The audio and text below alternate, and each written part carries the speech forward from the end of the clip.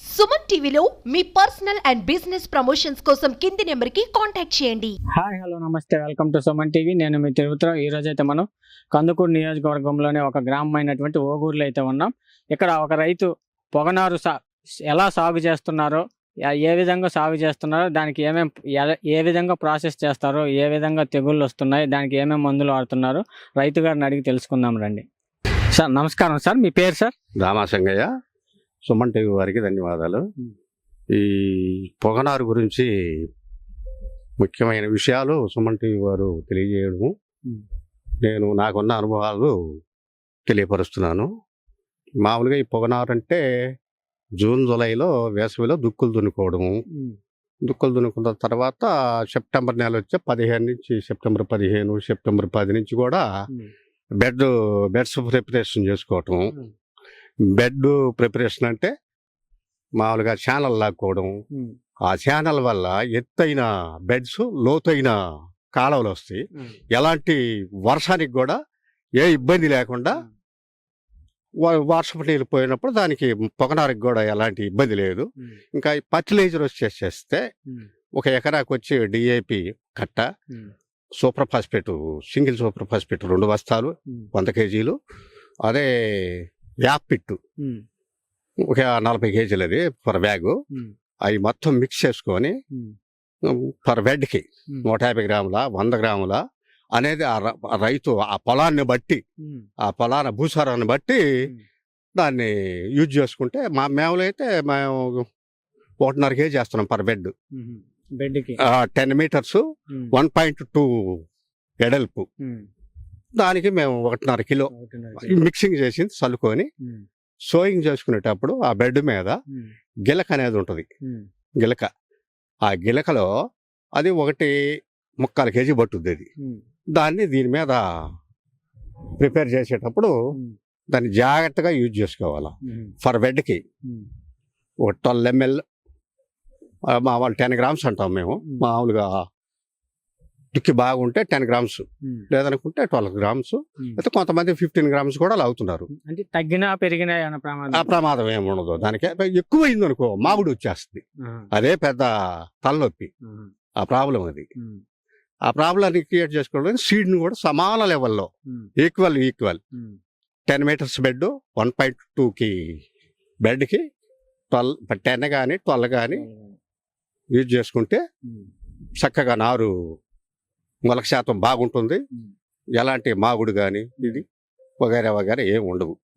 ఇంకా తర్వాత ఇక క్రమేణా వచ్చే కొంది లేతలు ఉన్నప్పుడు నారు 15 రోజులు 10 డేస్కి వచ్చింది అనుకో, ఈ పురుగు మిడతల బుడతలు వస్తుంటాయి. దానికి ఎండోసల్ఫాను లేకపోతే మోనోక్రోటోపాస్ దాన్ని యూజ్ చేసుకోవాలి.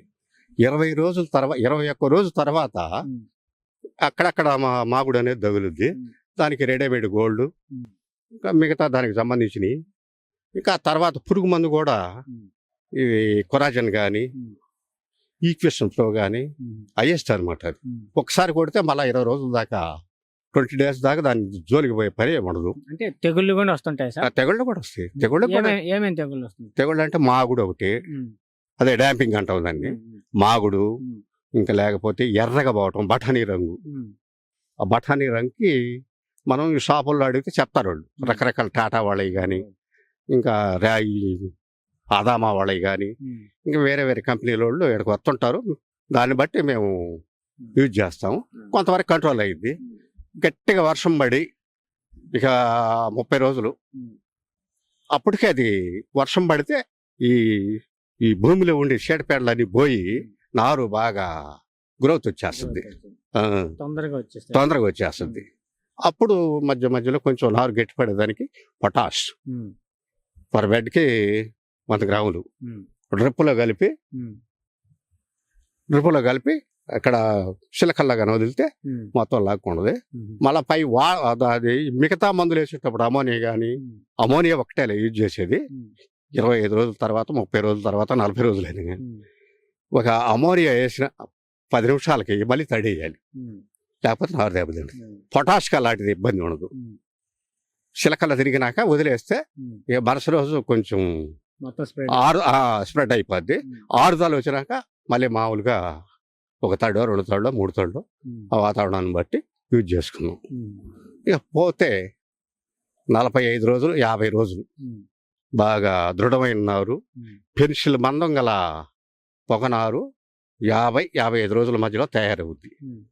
ఇంకా రైతుకు ఉపయోగపడే నారు 50 రోజుల నుంచి పీకటం స్టార్ట్ చేస్తారు. 50 రోజుల నుంచి పీకటం నారు హార్వెస్ట్ అవుతుంటుంది, పోతా ఉంటుంది. అది ఇంకా అది రేటుని బట్టి అది అది అది మార్కెట్ని బట్టి ఉంటుంది. అది రేట్ అనేది మనం చెప్పేది కాదు కదా, up and down up and డౌన్గా ఉంటుంది. అదే ఒక్కోసారి డిమాండ్ అయింది అనుకో రేటు పెరుగుద్ది. ఇక దాన్ని మామూలుగా ఈ మధ్యలో కురవ వాన పడక రైతులు ఆగారనుకో కటింగ్ ఇంపార్టెంట్ అయిన ముఖ్యమైన విషయం ఏంటంటే రైతులకి నేను చెప్పబోయేది కటింగ్ అనేది చాలా ముఖ్యం. అది 20 రోజుల మధ్యలోనే ఈ టాటాకు గరిబద్దలు ఉంటాయి, అవి తీసుకొని మామూలుగా పెద్ద ఆకులని కోసేసి మామూలు తగలకుండా తీసేస్తే కోసం అంటే కాండం గట్టి పడుతుంది. ఆ కాండం కూడా బాగా దృఢంగా ఉంటుంది. రైతుకు కూడా మామూలుగా ఫీల్డ్లోకి వెళ్ళిపోయినాక కూడా కొంచెం ఆగుద్ది. అది కటింగ్ చేసింది రూట్ కానీ కాండం కానీ అన్ని మోము కానీ అన్ని ప్రతి మొక్కకి పెద్ద ఆకులు కోయాలి. ప్రతి బెడ్కి వాళ్ళకి తెలుసు, అది మంచి సీనియర్లు ఉన్నారు కదా, వాళ్ళకి మనం గైడెన్స్ ఇస్తే వాళ్ళు దాని ప్రకారం చేయాలి. అది ఇంకా తర్వాత అప్పుడప్పుడు ఈ పురుగు మందులు కానీ సత్వ మందులు కానీ ఫర్టిలైజర్ కానీ ఇంకోటి ఈ రకరకాల మందులు వచ్చి ఉన్నాయి. అది రైతులందరికి కూడా తెలుసు. అది ఈ కంపెనీ వాళ్ళు అందరూ ఫీల్డ్ మీద తిరుగుతా ఏదో చేస్తున్నారు. అవి మనం కనిపెట్టుకొని జాగ్రత్తగా చేసుకొని వైద్యం చేసుకుంటే పొగనారులో ఎలాంటి నష్టాలు అనేవి ఉండవు. మరి మీరు ఎన్ని సంవత్సరాల నుంచి పొగనారు సాగు చేస్తున్నారు? నేను ఇదివరకు అయితే దాంట్లోనే మంచి ఎక్స్పీరియన్స్ ఉంది. 2020 నుంచి సాగు చేసుకుంటూ అప్పటికి ఇప్పటికి మీకు ఏమైనా డిఫరెన్స్ కనబడుతుందా ఆదాయంలో కానీ? కనపడుతుంది. పెట్టుబడి సుమారు ఎంత పెడుతుంటారు? పెట్టుబడి ఎకరాకి వచ్చేసి 3 లక్షల దాకా అయింది. ఫర్ ఏకర్కి 3 లక్షలు అయింది. 3 లక్షల నుంచి మళ్ళా రిటర్న్ వస్తుంటది మనకి. ఇది షీల్డింగ్స్ వెళ్తుంటది కదా, ఇక దాని మీద ఇక అది ఆడకొచ్చి ఆగిపోయింది అనుకో, అసలు అయింది అనుకోవటం, లేదా ఇంకా 10 రూపాయలు వచ్చినాయి అనుకో పర్వాలేదు అనుకోవడం, ఇంకా దిగుబడి వచ్చింది అనుకో ఇంకా అలా ఉంటది. ఇది ఈ పొగనారు ఈ ఫీల్డ్ లో ఉండే రైతులందరికి కూడా ఇది ఒక చిన్న మనవి. అంటే గతంతో పోల్చుకుంటే ఇప్పుడు ఏమన్నా ఆదాయం కనబడిందా? పోయిన ఇప్పుడు 2020లో కొంచెం ఎగుడు దిగుడుగా నడిచింది. 21, 22, 23, 24 బాగానే వచ్చేసింది. ఎకరాకి 2-3 లక్షలు అట్లా ప్రతి రైతుకు కూడా వచ్చేసింది. అది మీరు ఎన్ని ఎకరాలు వేస్తుంటారు సార్? 1.5 ఎకరా. ఎక్కడెక్కడ సప్లై చేస్తుంటారు మీరు? ఎక్కడి నుంచి వస్తుంటారు మీ దగ్గరికి? నాకు ఒంగోలు, శకురుపాడు, కందుకూరు చుట్టుపక్కల, నందలపూరు, కోవూరు, మాదేపురం రైతులందరూ దగ్గరగా ఉంటుంది కాబట్టి నా మీద నమ్మకంతో వచ్చి తీసుకొని పోతాం. మీరు ఏ సీడ్స్ వాడుతుంటారు సార్ మామూలుగా పొగనారు? సిటిఆర్ వాడు రికమెండ్ చేసిన ప్రకారం అయితే FCR 15 అవే వాడుతున్నారు. అది రెండోది సిరి. ఈ మధ్య వచ్చింది FCR 15 అంటే 2015లో అది రిలీజ్ అయ్యింది. అది బాగా రైతులకు కూడా అనుకూలంగా ఉంది. రైతులు కూడా మాకు అదే కావాలని అడుగుతున్నారు. మేము దాన్ని కూడా అలాగని సిరిని కూడా మేము వదిలిపెట్టాం. లాస్ట్ మూమెంట్ లో బాగుంటుందని రైతులు మళ్ళీ అది ఒక ఉదాహరణ. సిరి బాగుంటుంది. ఇప్పుడు డిసెంబర్లో ప్లాంటింగ్ జరిగేదానికి బాగా రంగు వస్తుంది, మాకు నిలబడదు బాగానే. సిరి కూడా లేటులో సోయింగ్ అనమాట. ఇప్పుడు ఈ పొగనారు మీద ఇది గడ్డి చల్లుతున్నారు కదా, వరిగడ్డి, దేనికి చల్లుతారు సార్? వరిగడ్డి అనేది ఇంపార్టెంట్ అయిన విషయం అడిగారు, నేను మర్చిపోయాను.